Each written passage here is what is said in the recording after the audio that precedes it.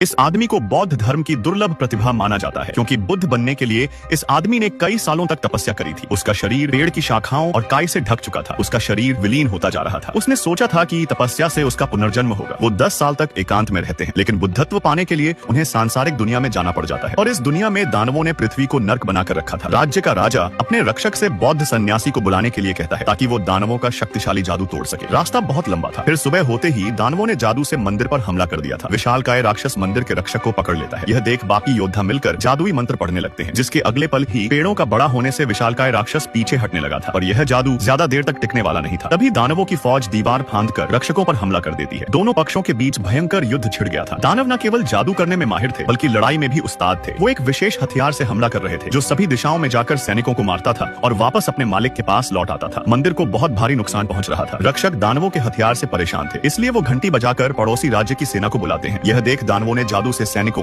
और मंदिर वालों को ऐसा भ्रम में डाला कि उनके आंखों के सामने एक भयंकर दंतुर राक्षस दिखने लगा था। उस राक्षस ने अपनी लताओं से अफरा तफरी मचाकर रखी थी, जिस कारण रक्षकों को मंत्र जपने का समय नहीं मिल पा रहा था। तभी एक रक्षक भ्रम तोड़ने के लिए एंटी ड्रैगन जादुई छड़ी निकालता है, जिसकी आवाज से राक्षस धुएं में गायब हो गया था। जिसके बाद सबकी आंखें खुल जाती हैं कि वो अब तक दानवों के भ्रम में उलझे हुए थे। तभी पीछे से एक काला धुआं उठने लगा था। यह देख रक्षक अपने साथी को सम्राट की रक्षा का आदेश देता है। यह सुनकर एक भूत उसका पीछा करता हुआ सम्राट के गुप्त कक्ष तक पहुंच गया था। उसने सम्राट को मारने की सोच रखी थी, लेकिन वहां पहुंचने पर उसे सम्राट की जगह उसका पुतला मिलता है। रक्षक ने भूत को उल्लू बना दिया था। तभी रक्षक आग का जादू चलाकर भूत को जला देता है। लेकिन अब दानवों का राजा हमला करने मैदान में उतर आता है। उसने अपने जादुई चक्र से रक्षकों पर लाल राक्षस छोड़ दिया था और साथ में काली आत्माएं भी हमला करने लगी थी। दानव राजा ने भ्रम तोड़ने की जादुई छड़ी को भी हथिया लिया था। सारे लोग घायल हो चुके थे और युद्ध हारने के बिल्कुल करीब थे। तभी बौद्ध सन्यासी को बुलाने वाला रक्षक लौट आता है। उसने बौद्ध को मदद के लिए बुला लिया था। तभी एक सफेद वानर उड़ता हुआ आता है और दानव राजा से जादुई छड़ी छीन लेता है। वानर पर बौद्ध सन्यासी बैठा हुआ था। दानव राजा तुरंत अपना जादू चलाता है और वानर और बौद्ध सन्यासी ने मिलकर सारे राक्षसों को उठाकर पटक दिया था। जब यह चाल काम नहीं आती तो दानव बौद्ध के सामने अनगिनत आंखें बाहर निकालता है, जो वानर के साथ साथ बौद्ध को भी ढकने लगी थी। लेकिन दानव राजा का यह जादू भी फीका पड़ जाता है। सन्यासी ने अपने बौद्ध धर्म की शक्तियों से दानव को खत्म कर दिया था। यह देखकर तभी दानव राजा दुनिया का सबसे खतरनाक हथियार इस्तेमाल करता है, जो सीधा जाकर बौद्ध सन्यासी के सिर पर लिपट गया था। लेकिन सन्यासी बिल्कुल भी नहीं घबराते, क्योंकि तभी वैसा ही हथियार दानव राजा के सर को भी जकड़ लेता है। यह जादुई हथियार ज्यादा हिलने पर सर को सिकोड़ता जाता था। सन्यासी बिल्कुल शांत खड़ा था। वहीं दानव राजा के हिलने डुलने से हथियार उसकी खोपड़ी को कसता जाता है। तभी दानव राजा बौद्ध सन्यासी की बात मानकर हार मान लेता है, जिससे उसका हथियार निकल गया था। दानव राजा ने बौद्ध के सामने घुटने टेक दिए थे। तभी सन्यासी भी जादुई छड़ी घुमाता है और शांति से हथियार को चकनाचूर कर देता है। अंत में इंसान और दानव शांति से रहने लगे थे।